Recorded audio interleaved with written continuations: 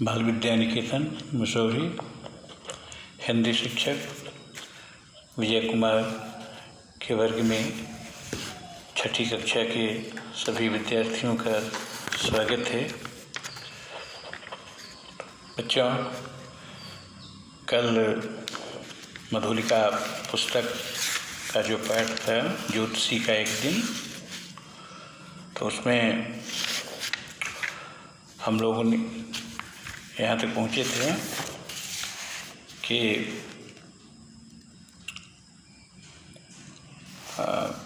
और 10 में से 9 लोग उसकी बात से एकदम सहमत हो जाते या वह सवाल करता, तुम्हारे परिवार में कोई औरत है या कोई दूर का रिश्तेदार है जो तुम्हारी खिलाफत कर रहे हैं। तो अब उसके बाद क्या होता है हम लोग आगे देखते हैं।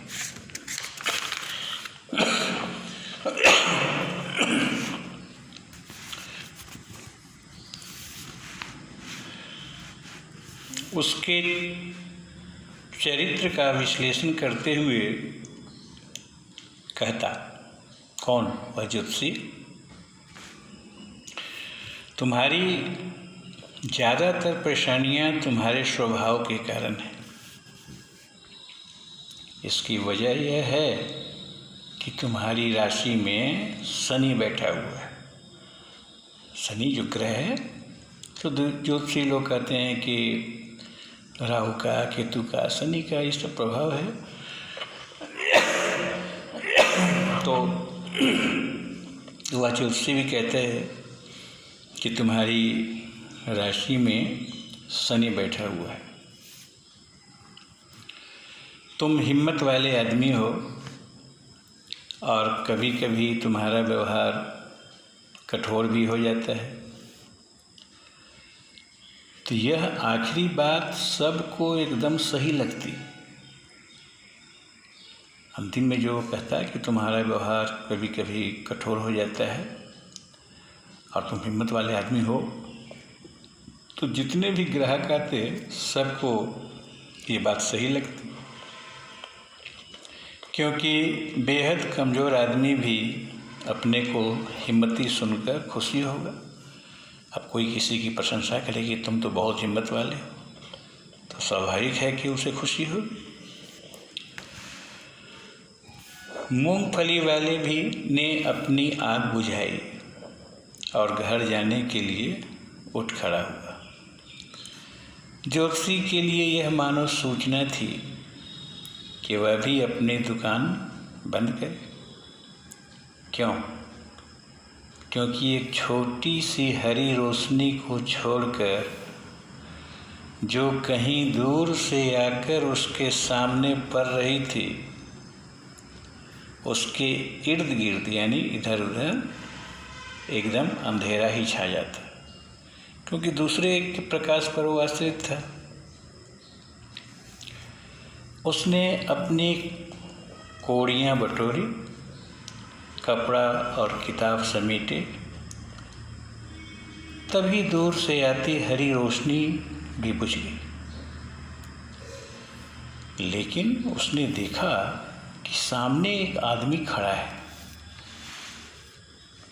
यह सोचकर कि वह आदमी उसका ग्राहक हो सकता है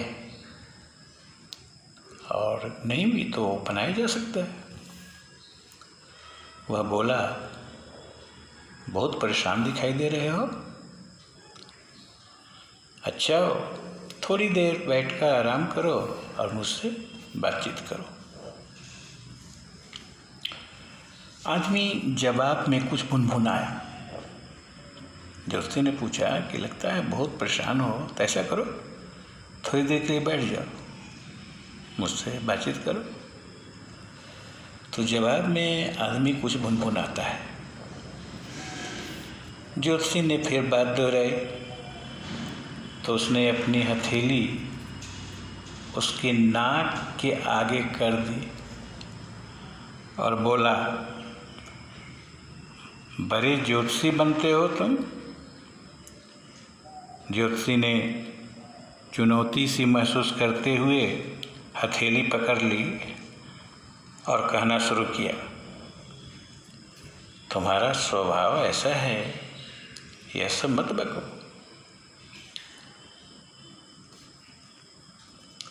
कोई सही बात बताओ। ज्योतिषी को यह सब मत बको, कोई सही बात बताओ। ज्योतिषी को कुछ ताव सा आया और बोला,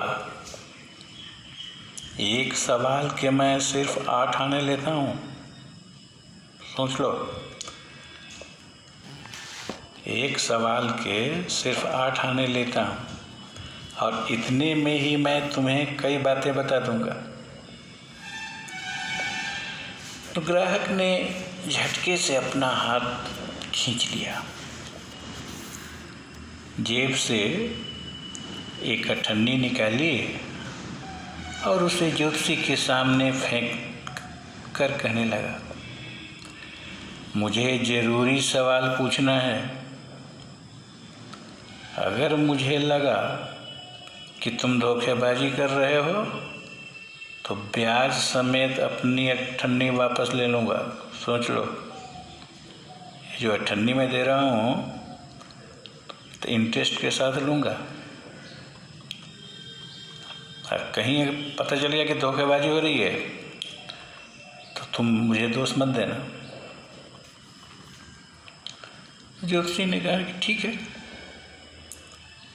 अगर मेरे जवाब ठीक लगें तो तुम मुझे 5 रुपये दोगे।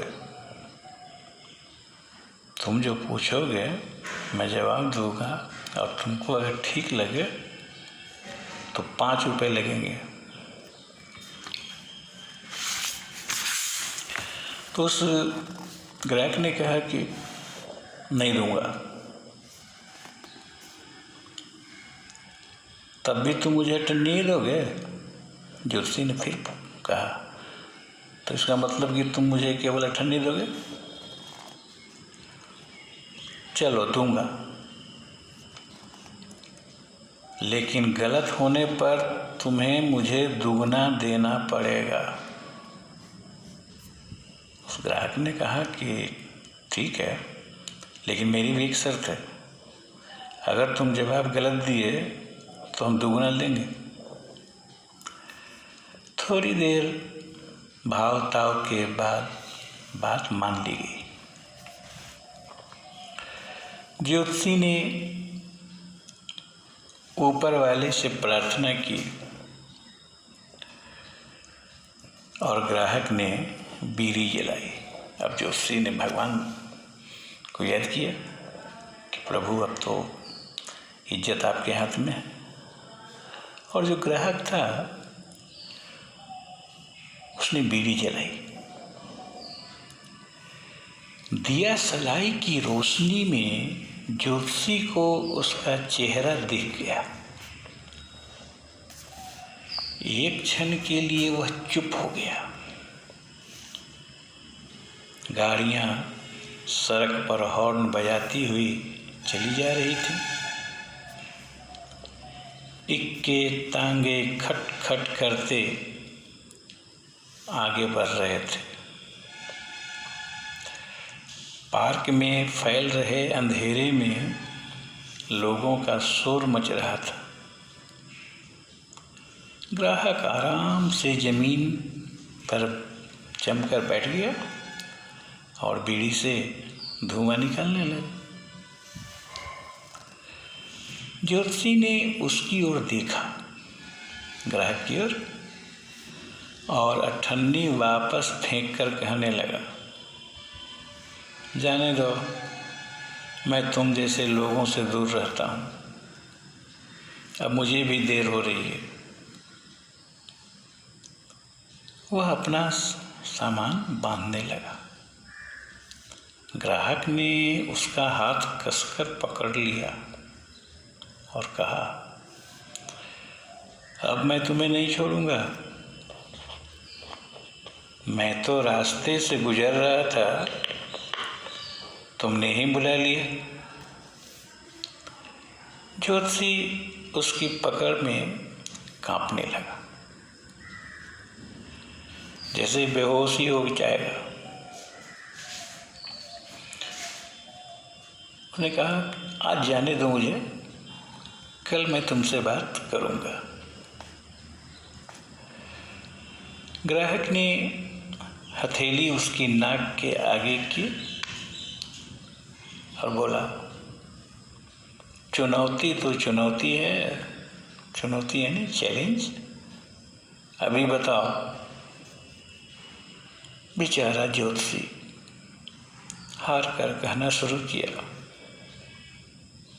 तो सुनो, कोई औरत है, यह सब बकवास नहीं चलेगी, बताओ मैं अपनी खोज में सफल होऊंगा कि नहीं। ज्योतिषी हो तो बताओ, मैं जिस चीज़ की खोज में निकला हूँ वो चीज़ मिलेगी कि नहीं, हमें सफलता मिलेगी कि नहीं,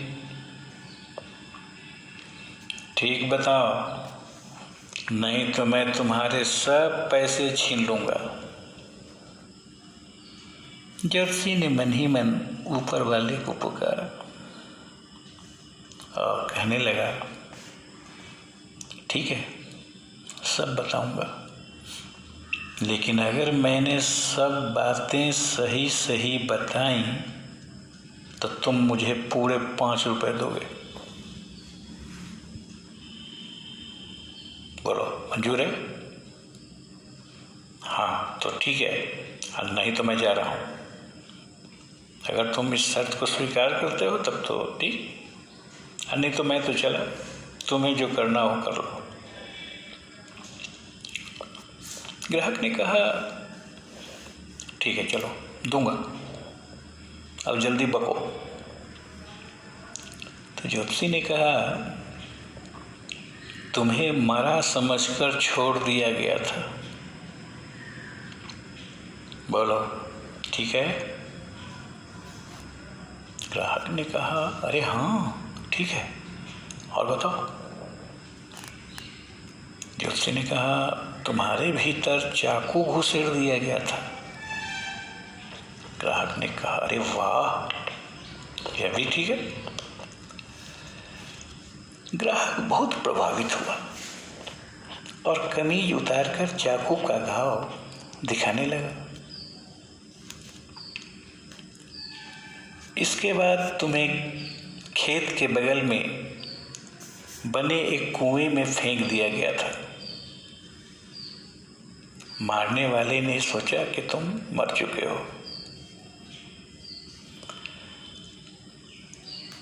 अगर एक राहगीर कुएं में झांक कर नहीं देखता तो मैं सचमुच मर जाता। ग्राहक जैसे उसका मुरीद हो गया। मुरीद यानी समर्थक, जो भी बातें बता रहा था वो सब 100% सही थी। अब यह भी बताओ कि वह आदमी मुझे कब मिलेगा। यह कहते हुए उसने ज्योतिषी के पैर पकड़ लिए, क्योंकि उसी तलाश में तो निकला था।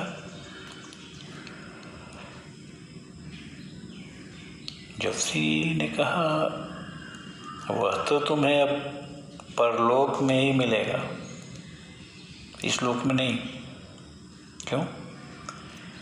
4 महीने पहले एक दूर गांव में उसकी मौत हो चुकी है। अब तुम उसे कभी नहीं देख सकोगे। इतना सुनना था कि उस ग्राहक का मन रोने को हुआ।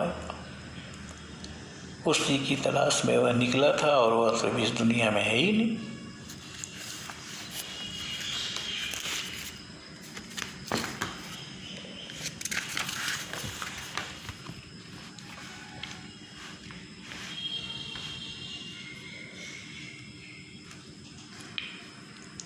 ज्योतिषी ने फिर कहा,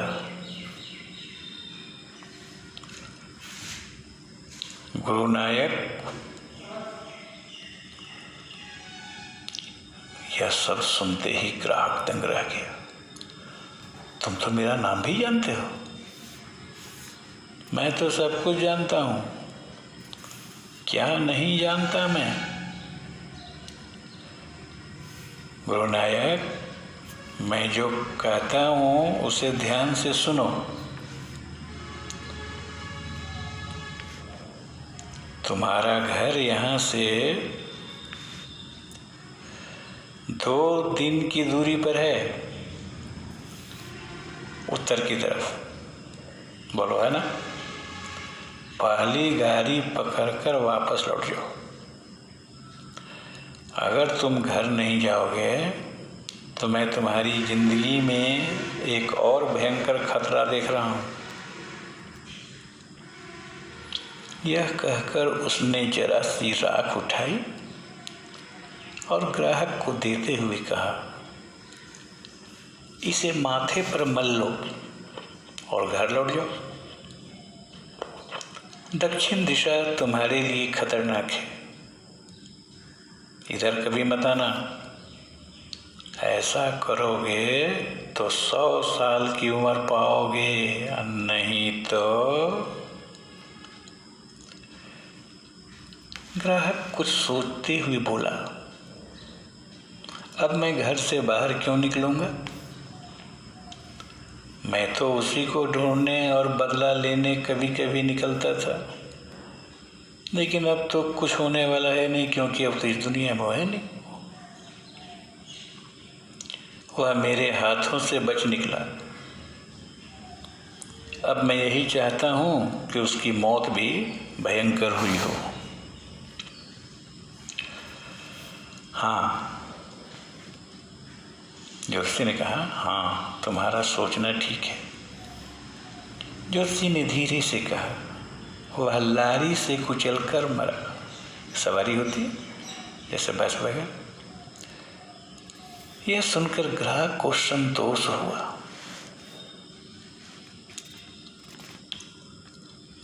ज्योतिषी ने जब अपना बस्ता संभाला, सब लोग जा चुके थे, सब रोशनियां बुझ चुकी थी और चारों ओर अंधेरा छा गया। सब शांत हो गया था। ग्राहक भी ज्योतिषी को जो भी पैसे उसके पास थे थमाकर वापस जा चुका था।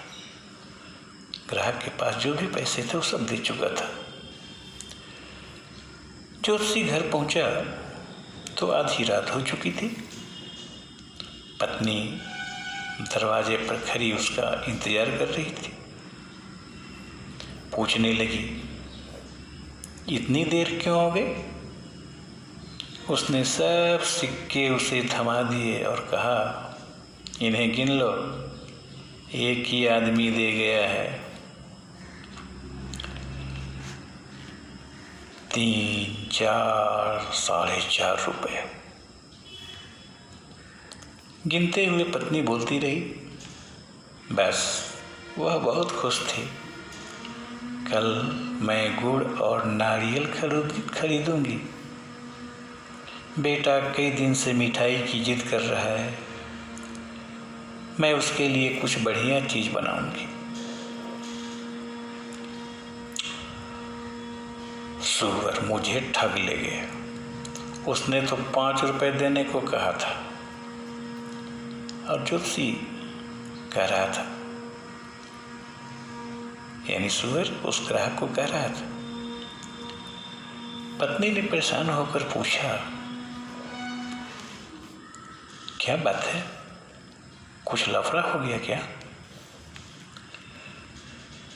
ज्योतिषी ने कहा, अरे कुछ नहीं, छोड़ो। खाना खाने के बाद बिस्तर पर लेटकर वह कहने लगा, आज मेरे सिर से बहुत बड़ा बोझ उतर गया। इतने दिनों तक मैं डरता था कि एक आदमी का खून मेरे हाथों में लगा है, इसलिए मैं घर छोड़कर भागा था और तुमसे शादी करके यहाँ रहने लगा था। वह आदमी जिंदा है पत्नी की चौंकने की बारी थी। चौंकी, बोली, तुमने किसी का खून किया है?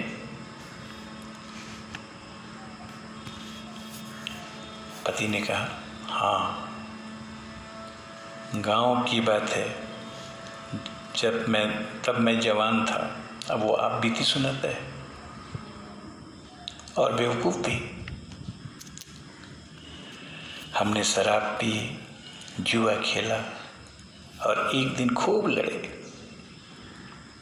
अब यह सोचने की क्या जरूरत है, अब सो जाएं।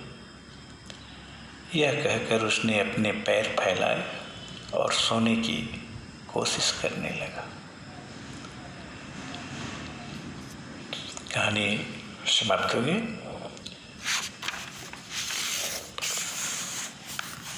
तब हम लोग शब्दार्थ पर नजर डालते हैं। अल्प का मतलब थोड़ा या कम। मुहैया मतलब प्रस्तुत या तैयार। निपुण मतलब योग्य। कारगर कहते हैं उपयोगी को। मंजर दृश्य या नजारा। मुरीद शिष्य को कहते हैं, अनुयायी को भी कहते हैं। आकृष्ट का मतलब आकर्षित होना। माहौल का मतलब वातावरण।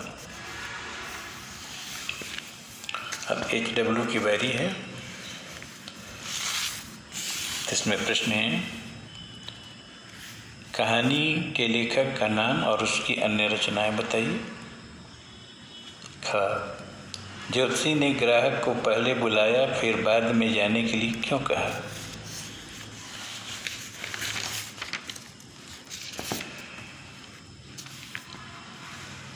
ग, ज्योतिषी को ग्राहक का नाम कैसे मालूम पड़ा? घ, ज्योतिषी ने ग्राहक से कितने रुपए मांगे? ग्राहक ने उसे कितना दिया? अंग है, ग्राहक ने घर से बाहर निकलने का क्या कारण बताया? और एक चौथा प्रश्न इसमें है, क, प्रश्न है, निम्नलिखित प्रश्नों के उत्तर लिखिए। क, ज्योतिषी विद्या की जानकारी न होने पर भी वह अपना धंधा कैसे चलाता था? ख, ज्योतिषी ने ग्राहक की हथेली देखकर क्या कहा? ग, आज मेरे सिर से बहुत बड़ा बोझ उतर गया, ज्योतिषी ने ऐसा क्यों कहा? घ, कहानी का संदेश क्या है? और अंग है, ज्योतिषी ने ग्राहक को एक और खतरे से आगाह क्यों किया? तो इन सभी प्रश्नों के उत्तर आपको फेयर कॉपी में तैयार करनी और व्हाट्सएप पर भी भेजना है। तो आज यहीं तक, धन्यवाद।